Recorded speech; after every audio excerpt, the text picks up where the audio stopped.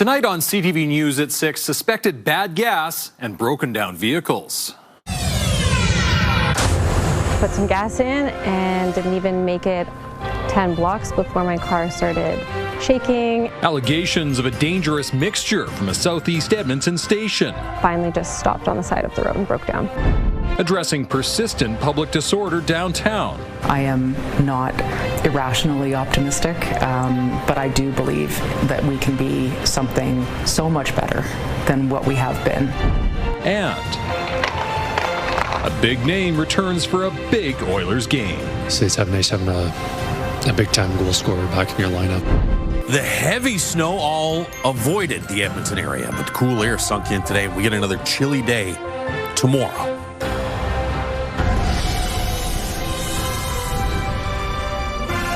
CTV Edmonton, local breaking news with Jeff Hastings.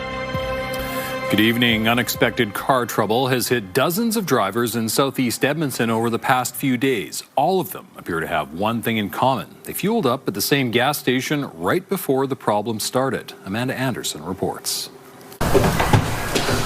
It was a typical morning for Janelle Dorr. She dropped the kids off at school, then before heading to work, she stopped for gas at this Esso on Ellerslie Road. Put some gas in and didn't even make it 10 blocks before my car started shaking and finally just stopped on the side of the road and broke down. She had to call a tow truck to get it home. Never had anything happen. I've had car issues, but never something so sudden and just after getting gas like that. While waiting for the tow truck, she came across dozens of online posts from other people who experienced the same thing after getting gas at the same place. Dan Bro's wife was one of them. Monday night, my wife fueled up, and when she came home, she said, "Oh, I just got gas and the car's running funny." And so I didn't really pay much attention, but the next morning it wouldn't start. They had it towed to the dealership. So far, they've found that the spark plugs are fouled, and it seems that there's water in the gas. Around noon Wednesday, the pumps had a stop message on the screen, and a pump service company was on site. I don't blame the owner, because the fuel probably came like that, or he had something happen that caused the fuel to go like that. Bro is now out $3,000 for repairs. They want answers and compensation. This is the only vehicle in the home. I'm a single mom. I'm not sure how I'm going to get to work now because my car it's not working. It won't drive forward. It won't start. Amanda Anderson, CTV News, Edmonton. Circle K says it is aware of the situation and has initiated additional fuel checks at the site. It's encouraging customers with concerns to contact its customer service team. The Downtown Revitalization Coalition has released a list of recommendations it hopes will help make cities' core safer. Supporters say the recovery and enforcement-based approach will attract more people downtown. Connor Hogg has more. The Helm owner, Chad Helm, says he's worked hard to make his clothing store a destination downtown.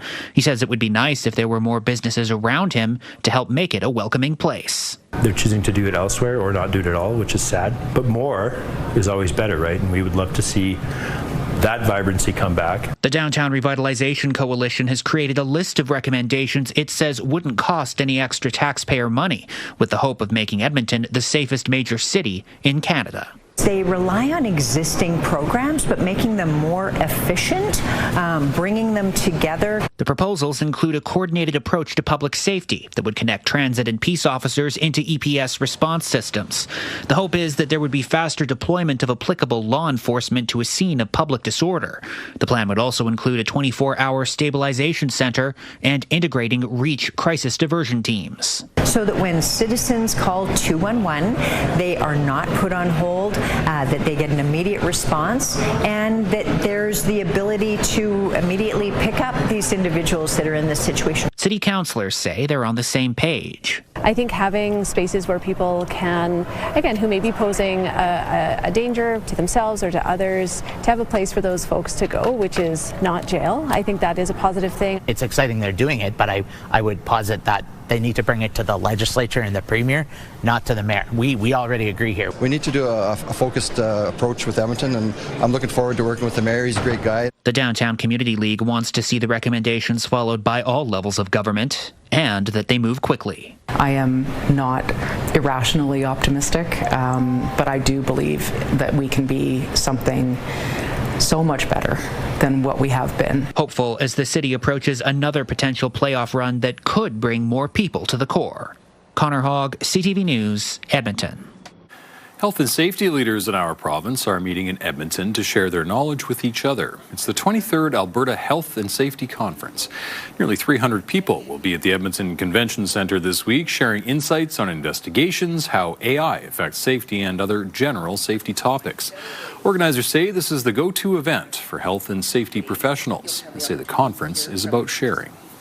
We develop these best practices, companies will develop best practices, and then we pass all that information down so that everybody has the same information, and that legislation, they know what the legislation is, what the changes to legislation are, and how that affects them. The conference runs until tomorrow afternoon. More affordable housing is coming to the Dunluce neighborhood in northwest Edmonton. It's despite efforts by the area councillor to keep the city-owned land as green space. The section of Herb Link Park was set aside decades ago as a surplus school site. At one time, it was slated to become housing under the city's First Place program, which helped people buy their first home. That program is ending, but city staff believe the Dunluce site is still suitable for below-market housing. Councillor Erin Rutherford says it should stay as a park space because it's well used. She also says her ward already has more affordable housing than other parts of the city.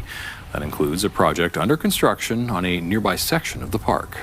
At some point, we have to say how much, how far, how fast, and at what cost, and is it equitable, both in terms of process and in terms of distribution. We're in a housing crisis, and we need to be looking at opportunities for affordable housing. This is a constant part of how we're growing our city. 3 other surplus school sites are being freed up from the First Place program. One in the La Pearl neighborhood was designated to stay as park space. However, council ordered city staff to assess whether an affordable housing project would be viable there. The Ukrainian National Federation of Canada building at Edmonton has received a special recognition. The building on 98th Street has been deemed a municipal historic resource. In 1941, the city's Ukrainian population had grown to 6,000 people, and the UNF needed a headquarters. The building was finished in 1947 to support and protect Ukrainian culture and heritage. A heritage planner with the City of Edmonton says it's important to recognize the building as the city grows. And that's why these sort of built, tangible recognitions can be really important, not only to those folks most directly associated with it, but, broader Edmontonians who, if you happen to go down, the street moving forward, you'll see a plaque in front of the building that identifies why it's significant and then it's protected, and just helps educate everybody. Edmonton has 196 other buildings designated as municipal historic resources. A local organization is marking 25 years of helping people with intellectual disabilities find jobs. What starts off as a foot in the door turns into full-time careers for many. With that comes new skills, pride, and a paycheck. Nerman Issa reports. A little extra security for this package as Peter Lee gets ready to send out some mail. Lee is an administration assistant at NFP, an insurance broker. I'm mainly taking care of mail and also courier mail from all the other insurance provider. Lee has been with the company for 10 years. The 34-year-old started off as a part-time employee, working his way into full-time status. His value goes far beyond what he's actually doing in terms of his role, but the influence he provides others through positivity and consistency and his happiness and joy that he brings to the office is awesome. Lee got his foot in the door with the help of Inclusion Alberta. The nonprofit organization works with individuals with intellectual disabilities. It teamed up with the Rotary Club 25 years ago to help provide employment opportunities. The unemployment rate for people with intellectual disabilities is close to 80%. Since the beginning of the partnership, we have now created over 960 jobs. Real jobs for real pay. Inclusion Alberta currently works with 165 companies across the province. Jobs absolutely change an individual's life. Companies will tell you the impact it has on the company, but this is life-changing for a family. Lee's mother says the job has given her son his independence. He lives a normal life like everyone else. He has income and his own finance. And he part of a social circle now, making friends. Lee has earned himself rave reviews at work. However, there are moments he provides a bit of a distraction. I chat too much during the day. Nair Misa, CTV News, Edmonton. The Edmonton Oilers were on the ice this morning preparing for tomorrow night's battle against Vancouver, their final game of the regular season. The Oilers have clinched a playoff spot, but their finishing placement and playoff opponent depends on the result. Edmonton could play Anaheim, Utah, LA, or Colorado in the first round. Returning to the lineup just in time for the playoffs, forward Zach Hyman skating on the first line with Connor McDavid. It's not something that I was just kind of sitting out. It was taking care of something and making sure that you're able to contribute at the level that you need to in order to make sure that the team has success. And that in the playoffs, I play a little bit more physical, obviously. So, got to make sure that I'm ready to play at that level. Oilers and Canucks face off at 7 o'clock tomorrow evening. Reservations open today for the Parks Canada shuttle bus in Lake Louise. Parks Canada says last year 75% of vehicles trying to access Upper Lake Louise were turned away because the parking lot was full. It says the best way to access Lake Louise and Moraine Lake during the height of tourist season is through its shuttle program. 40% of the seats for this summer's bookings were released today. The remaining 60% are released on a rolling basis at 8 a.m. 2 days before the departure date. Speaking of Lake Louise, seems like we could reopen the ski hills today, Josh. I mean, Marmot Basin. For a couple days anyway. I got an email from Marmot Basin. They had over 20 centimeters of snow in the past little while here. So not quite that much here in the city. As we mentioned off the top, most of the heaviest of the snow kind of dodged the Edmonton area. We'll show you some pictures later in the newscast of some really heavy snow. It has intensified a little bit in the last couple of hours. That's what it looks like outside right now. Now, from that elevated vantage point there with Skycam, it does look a little worse than it does from ground level, but it's snowing. And off to the north of the city where you got those purple pockets there around Westlock, it's coming down even harder. We've also had some really heavy snow in parts of northeastern Alberta. We'll see a few more hours before that snow is done. And then further south, you notice the rain is now changing over to snow there off to the east. Snowfall warnings in effect for southern Alberta for tonight and tomorrow. -6 in Edmonton right now. That's where we've been for the last few hours. We actually got to +1 early this morning, around 2, 3 o'clock in the morning.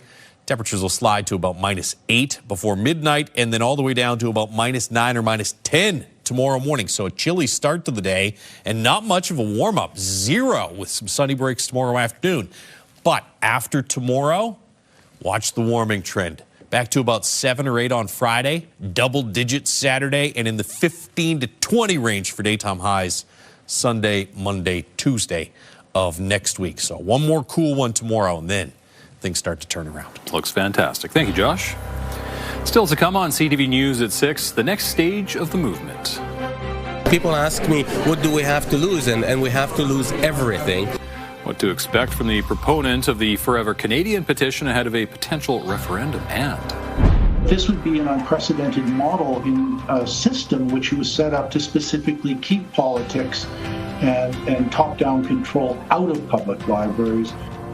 Pushback to new legislation by the Coalition of Alberta Public Libraries. The CTV drone powered by Century Casino. 3 great locations, Edmonton, St. Albert, and Century Mile. Programming brought to you by James H. Brown Injury Lawyers, the heavy hitters of injury law.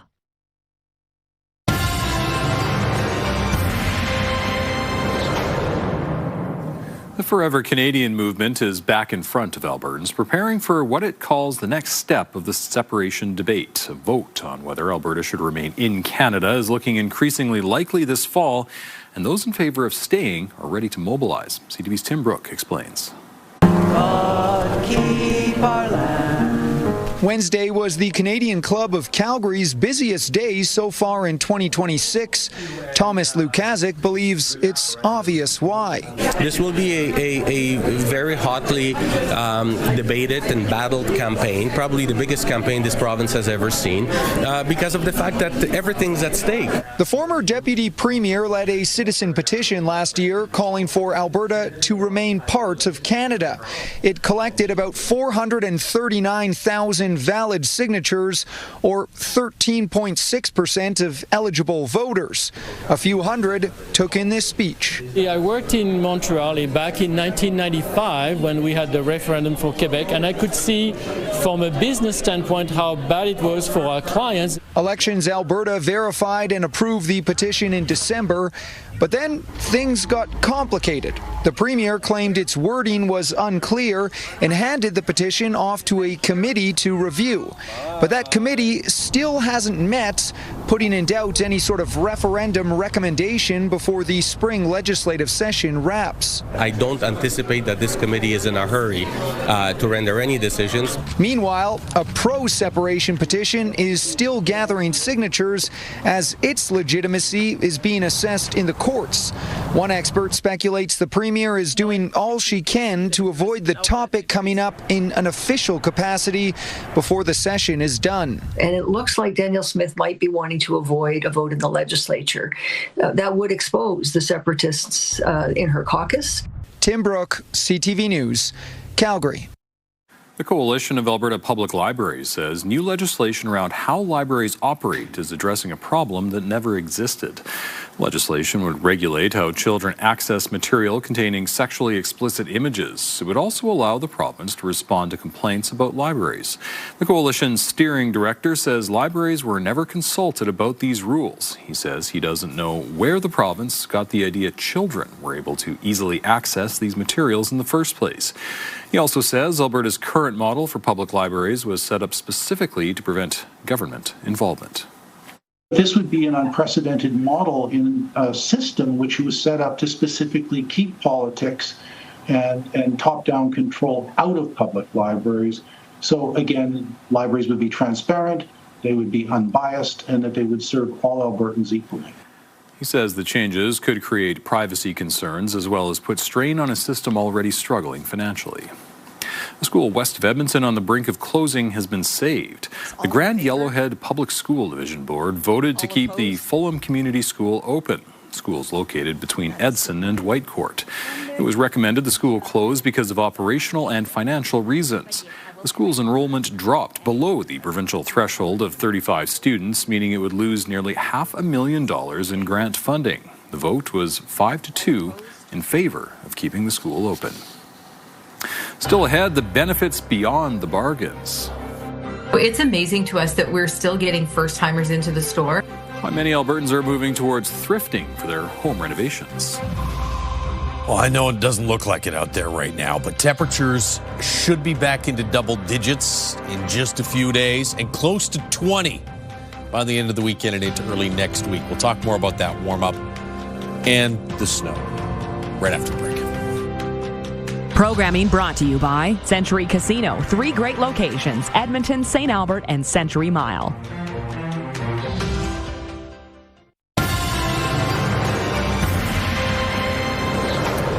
Five plants set a new standard for world-class quality at the Orchid Fair in St. Albert last weekend. The quality awards to orchids going back to the 1800s. And so we can look up on our laptop what a particular species or a particular hybrid should look like or might look like, and what is a good one. And so what we do when we go around the show, we look for plants that are as good or better than what we've ever seen before. Orchids were awarded based on size, color, shape, arrangement, and how many flowers are on the stem. It was the first time the Orchid Show in Edmonton has been judged by Canadians instead of by the American Orchid Society. We're going to see flowers soon, right? Possibly. It's going to warm up enough, right? Define soon. Not soon enough for a lot of people. Take a look outside right now. There's the Action Furnace River Valley Skycam. Action Furnace fixed right over. It's free. -6 and snow still coming down. Now that we're through the first half of April, Let's take a look at how cool it's been. 6 degrees for the average daytime high. That's only 2 degrees below the long-term average. And the last 3 years were actually fairly warm for the first half of April. You only have to go back to 2022, though, to find a similar start temperature-wise to April. And actually, 2020 and 2018, even colder. Look at the zeros for average daytime highs to start the month those years. Things are going to flip. It does look like the back half of April is going to be average to above average for daytime highs. There's the snow kind of lingering over the Edmonton area through the afternoon hours. Held off through the morning and even at lunchtime. There was a little bit of flurry activity, but it's kind of been after lunch that we've had most of the snow. Heavier snow, though, all day off to the north. This was the concern yesterday with estimating snowfall totals. Where this band stagnated, and it was just north of Highway 16, as we kind of thought, you have significant amounts of snow. If that had been a little further south and in the Edmonton area, it might be looking more like this. This is St. Paul. Thanks to Nate for sending this in. At least 15 centimeters of snow, and that was earlier this afternoon. It's still been snowing for a couple hours since then. Here's Redwater. Thanks to Valerie for sending that in. That's a good 10 to 15 centimeters of snow. And then back further to the west in the Grand Cache region, snowfall warning's done, but you did pick up significant snowfall in through that region. Here's where the heaviest of the snow is going to be overnight tonight and through the day tomorrow. So Red Deer, you are under the snowfall warning, but the heaviest of the snow is going to be off to the south and to the east of your area. I'd be surprised if you get more than 5 centimeters of snow in Red Deer. Here in Edmonton, we'll get a centimeter or 2 of accumulation before this is all said and done with. Cloudy skies to start tomorrow, and then some sun breaking through the clouds late in the day. -6 right now in Edmonton. It's -2 in Grand Prairie, -3 in Fort McMurray, and -5 currently in Red Deer. Wind hasn't been that bad here in the city through the afternoon. It has still been fairly gusty, though, in East Central and parts of the province and Red Deer. Wind should stay light. Non-factor over the next 24 hours. But look at those temperatures, -10, way below average tomorrow morning, and only back to around the freezing mark in the afternoon. It does warm up those we talked about earlier fairly quickly. 7 on Friday, 12 and 16 through the weekend with a good amount of sunshine to go along with those warmer temperatures, and close to 20 on Monday. Midnight tonight is the final deadline in the Full House Lottery. You can support the University and Royal Alex Hospital Foundations. Go to fullhouse.ca. You could win big. 4 grand prizes as well as cash every day of the month. Cash prizes every day of the year. So fullhouse.ca. There's your long-range forecast. After we get done with this snow tonight, I think we're done with it for a while. Next chance of precipitation, rain, middle of next week. All right. Thank you, Josh. As costs rise, it seems, so do the efforts of Albertans trying to save money. A new survey indicates more Albertans are embracing thrift shopping as life becomes more expensive. CTV's Alicia Fieldberg explains why the benefits can go beyond the bargains. Oh, it's a treasure hunt in here. That's what I like. Thrifting can turn up unique and vintage items, but these days it's often the deals attracting more shoppers. And I'm on a fixed income, so, because I'm retired, so it does help. New national survey data from the nonprofit chain Restore shows rising costs are increasing interest in thrifted furniture and renovation materials, with 83% of Albertans saying thrifting makes economic sense given the current cost of living in Canada. International conditions now, it's really expensive. We're just looking. I see paint over there. We often pick up paint for small projects at a reasonable price. That's why we thrift. We've been in Canada for 35 years, so it's amazing to us that we're still getting first-timers into the store, and those first-timers are discovering how much more they can stretch their dollar by going to the Restore first. This Calgary location has seen about 10% more customers this year than last year. They come here because it's a good deal. We do 40 to 80% below retail value. We don't charge GST, so that's a huge savings. Restores are open to the public and offer items to finish and furnish homes, from brand new excess supplies to second-hand furniture and refurbished appliances. The savings make a big impact for families and small businesses dealing with shrinking margins. Absolutely huge for me, and especially just look at the cost of gas and everything right now. That's huge being a self-contractor, right, where I don't get the extras that a lot of these bigger businesses do. And cost isn't the only reason shoppers are embracing thrifting. We're into recycling a lot, my wife and I, so if we try to get something used, it's better instead of throwing it out, and the money goes to, helping people out too. All the proceeds from Calgary stores help fund local Habitat for Humanity home building projects. You're supporting your own community. Since 1990, over 400 Southern Alberta families have received homes. Alicia Fieldberg, CTV News, Calgary. Coming up, a tale of two caucuses. Our caucus is united behind Pierre Poilievre. The first full caucus meeting since the Liberals secured a majority government, also ahead. Downside risks are clearly very elevated. A blunt message from the International Monetary Fund.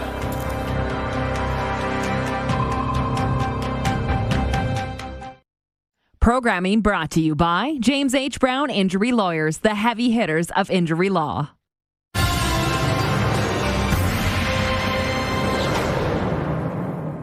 It was a tale of two caucuses on Parliament Hill today. As the Liberal government welcomed its newest members to mark its new majority status, the Conservatives were left defending their leader. CTV's Abigail Beeman reports. A hero's welcome for the three MPs who secured the Liberals a majority, with newest floor crosser Marilyn Gladu front and center. What a great group. I'm very excited to start building Canada strong for all. And a fantastic addition. Great, lots of love. Great to meet my new colleagues. The Prime Minister has leaned on the word humility a lot in 24 hours. We approach it with humility and determination. Canadians have placed their trust in the government's plan. We now have reinforcements to help implement that, and we're going to go straight to work. But wasn't immune to asking for applause. With the caucus feeling so victorious, they cheered regular old MPs too. A stark contrast with the Conservative caucus in the basement. Are you worried about the four caucus members? Who leaned on the idea of unity. Caucus is united and united behind a leader that has a vision. Our caucus is united behind Pierre Poilievre. Pierre Poilievre and our Conservative colleagues are the last hope to save our country. That's why we were united. In the face of four floor crossers, not everyone shared their thoughts. What can Conservatives do to make their message resonate more with Canadians? While one MP put it simply. What needs to change for the party to go up in the polls? More votes. Poilievre said this week he isn't going anywhere, as the Liberals say they're still talking with potential floor crossers, and everyone wonders about the next move with a razor-thin majority. Abigail Beeman, CTV News, Ottawa. The White House says discussions about a second round of talks with Iran are ongoing and productive. It's obviously in the best interest of Iran to meet the president's demands. I think he's made his red lines in these negotiations very clear to the other side, and so we are continuing to see how these conversations go. Talks in Pakistan last weekend broke down without an agreement. U.S. President Donald Trump said today he thinks the war with Iran is close to over. Tehran has demanded a truce between Israel and its proxy Hezbollah as a condition to return to talks with the U.S. Today, Iran threatened to block trade through the Red Sea, as well as the Gulf and Sea of Oman, if the Americans don't lift their blockade on Iranian ports. A new warning from the International Monetary Fund. It says a further escalation in the Iran war could trigger a global recession. CTV's Scott Hurst reports. The ongoing war and the ripple effect it is having on global markets will likely lead to more pain for Canadian consumers and businesses. Downside risks are clearly very elevated. That's the blunt message from the International Monetary Fund. The IMF is cutting its growth outlook and saying the global economy is threatened with being thrown off course. It is warning of a potential for global recession if the Iran war worsens and further impacts energy prices. This assumes the energy supply disruption continues into next year and oil stays above $100 per barrel through 2027. It all adds yet another layer of uncertainty for Canadians. We are going to see higher inflation. We've already been experiencing it at the pumps. We know it's coming for the grocery stores. It's really going to come in almost every product category that Canadians buy. And we're also likely to see impacts on the employment side because of cutbacks to investments by businesses. The IMF says the global outlook has abruptly darkened following the outbreak of the war, and that prior to the conflict, it says it was on track to upgrade its growth outlook. Scott Hurst, CTV News, Toronto. CTV News has learned there have been at least 2 Canadians detained at the notorious immigration detention centre dubbed Alligator Alcatraz. One of them, Douglas Dixon, is being deported today after being arrested by ICE in February. CTV's Judy Trin has his story. Douglas Dixon is a 61-year-old grandfather. He and his wife moved from Montreal to Southwest Florida in 2005. They raised a family on the Gulf Coast. In 2022, during COVID, he was forced to shutter his smoothie shop and fell behind in income tax payments. He pleaded guilty to tax evasion and was put on a government plan to pay back the money. Since the pandemic, Dixon says he's paid back nearly $20,000, but still owes about $12,000. He was arrested by ICE during a monthly check-in with his probation officer. There was like 6 or 7 ICE agents up against the wall, put me up, hands in the air, and I was like dumbfounded. You know, I'm shaking like a leaf. After his arrest, Dixon was taken to Alligator Alcatraz. Human rights organizations say conditions inside the Everglades detention center are inhumane. Dixon was kept in a cage with 32 people. Detainees were allowed to shower every 3 days and got 1 hour of yard time every 4 days. Nobody there is a hardened criminal, if you know what I'm telling you. They are just general, everyday, normal people. I mean, there were no fights amongst each other. After 9 days at Alligator Alcatraz, Dixon was transferred to another facility. After an online hearing with an immigration judge, Dixon was ordered deported, even though he says he was making his monthly payments. He's not a criminal. He's not murdered anyone. He's not a drug trafficker. It's just not logical. They've banned him for life. He's not allowed to come back. So not to see his grandkids is going to be very hard. And myself. Sorry. Douglas Dixon is one of 32 Canadians who have been deported from the U.S. since October. When he gets off the plane in Toronto, he will make his way to Montreal, to a city he has not called home for 21 years.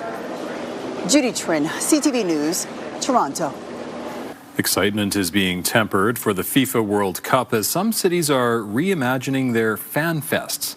The city of Toronto is considering a fee to enter, even though the place to gather was meant to be free. CTV's Heather Wright reports.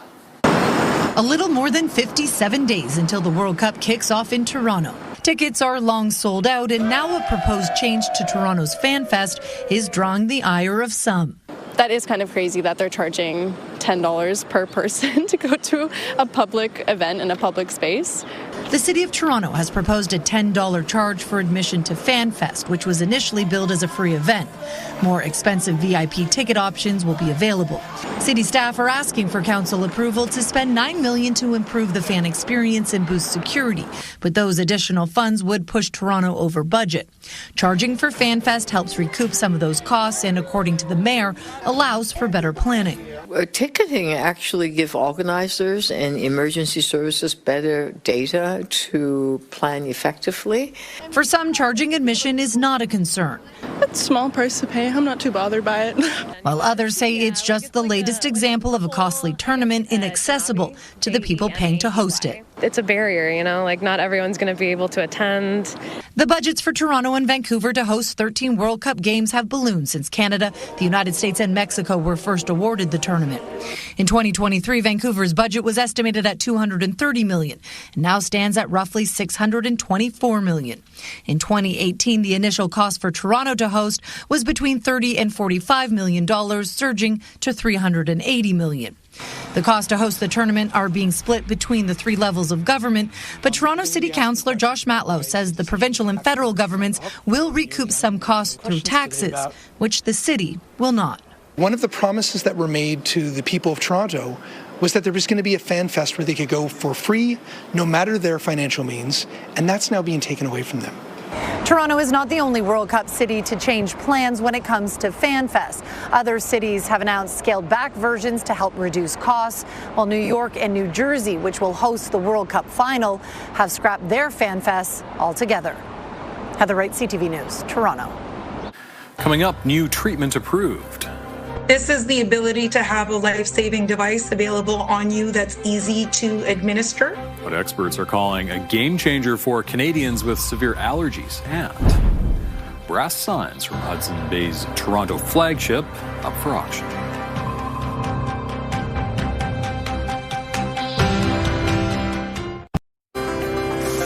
Checking on the markets, the Canadian dollar closed near 72 cents U.S. Oil down 6 cents, ending the day at $88.13 a barrel. Gold lost at $26.50 on the day.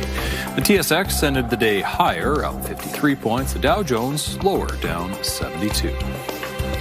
Sunwing Vacations and WestJet Vacations are suspending operations in Cuba as the island grapples with severe fuel shortages. Political pressure from the White House has severed Cuba from its main fuel sources in Venezuela and Mexico. Gasoline and diesel have become increasingly scarce in the island nation. The company says the cancellations will affect bookings from June 20th through October the 9th. Anyone who scheduled a Sunwing or WestJet vacation to Cuba between now and October 31st will be contacted about alternative options. 7-Eleven is planning to close hundreds of stores in North America. Its latest earnings report says the chain plans to close 645 locations in Canada and the U.S. this fiscal year. It will also open 205 new stores. This will be the fifth straight year that 7-Eleven will shrink its North American footprint. The chain operates more than 13,000 stores in Canada and the U.S. Meantime, a recall has been issued for 7-Eleven brand sandwiches, wraps, and subs because of possible listeria contamination. The Canadian Food Agency says the products were distributed in Alberta, British Columbia, and Saskatchewan. The affected sandwiches have best before dates between this Sunday and Wednesday. The CFIA says there have been no reports of illness so far and is currently verifying that all recalled products are removed from stores. For millions of Canadians, coming into contact with tree nuts or being stung by a bee can mean a trip to the emergency room. Many carry around life-saving medication that's injected by a needle. Now, Health Canada has approved a nasal spray experts say is a welcome new option. CTV's Andrew Johnson reports. In the words of one doctor we spoke with today, this is a game changer for Canadians with severe allergies and for the parents of children who have to carry around an EpiPen. This is the ability to have a life-saving device available on you that's easy to administer, almost challenging to get it wrong. Neffy replaces the needle you jab into your thigh with a nasal spray that has a 2.5-year shelf life. The spray is now approved by Health Canada to treat anaphylaxis, the severe reaction millions of Canadians deal with because of allergies to things like peanuts, shellfish, bee stings, or insect bites. When someone goes into anaphylaxis, they may have trouble breathing, their throat or tongue can swell, and their blood pressure can plunge. These allergies may be life-threatening, so it's critical to have medication nearby. One doctor says having this new option is huge. Carrying a needle-based epinephrine or having this as the only route of delivery causes barriers for people that, 1, don't like needles, 2, don't want to use the needle, or 3, don't want to carry the size that is required for a needle-based device. The spray should start to appear in pharmacies by summer. Right now, it's only approved for children who weigh more than 30 kilograms, or about 65 pounds. The manufacturer says it will apply for a smaller dose to be approved for smaller kids later this year. Andrew Johnson, CTV News, Vancouver. Another piece of the Hudson's Bay Company is for sale. The brass signs that once adorned the Toronto flagship location are going up for auction. You can bid on 8 of them online with Heffel Fine Art Auction House until next Tuesday. All of the signs feature the company's name, its coat of arms, and a date stamp of when the company was incorporated in 1670. They're estimated to be worth between $1,000 and $1,500 and are expected to sell for more. Heffel has been auctioning off thousands of HBC art and artifacts since last year. That's when the department store filed for creditor protection and closed its locations. Still to come, shelf life solution. Our aim is to make the food more safety for people to eat. Canadian researchers create wash that keeps fruit fresh longer.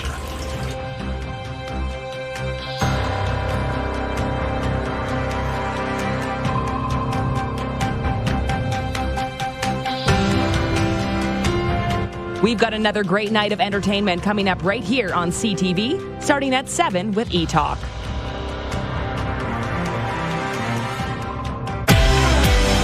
Thursday in your morning, how gardening helps your mental and physical health, plus Gen Z, millennials, and baby boomers have very different investment strategies, how each generation can make the most of their money. Your Morning Edmonton, weekdays.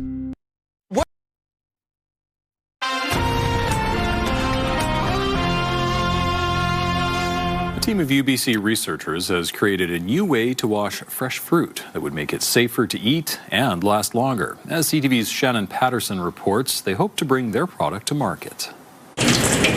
Most people rinse their fresh fruit with tap water, but UBC researchers have developed a solution that can wash away pesticide residue and keep produce fresher longer. I'm interested in doing this project because I want to extend the shelf life of fresh produce because they are very easy to spoil. At room temperature, grapes last about a week. Our solutions, they can keep the grapes fresh for more than 2 weeks at room temperature. The solution is made of starch, tannic acid, and iron. So we have tested apples, apple slice, and grapes, and we are also working on other types of the fresh produce like strawberry, blueberries. To test its effectiveness, students use a laser that measures pesticide on the fruit's surface. They found washing with water removes about 40% of that residue, and rinsing with their solution removes nearly 90%. Our solutions, they can actually interact or bond with the pesticides. So during the washing solutions, they can lift them off from the surface, so they will have a better washing efficiencies. Our aim is to make the foods more safety for people to eat. And I find it's really interesting, and it makes our healthier and makes the world better. There are fruit washes on the market that remove pesticides and others that keep produce fresh, but the researchers believe theirs is the first to do both at a cost of about 3 cents per apple. We are trying to further reduce the price and make a large batch of the productions, and in the future we hope to commercialize these washing solutions that can help to improve food safety and qualities. For the students who worked on this first of its kind fruit wash, I think it's quite exciting to see my product being used by the consumer or the industry in real life. I create something useful for people. That would be awesome. Shannon Patterson, CTV News, Vancouver. Calgary's mayor has fulfilled his end of the bargain in a water-saving challenge. Welcome.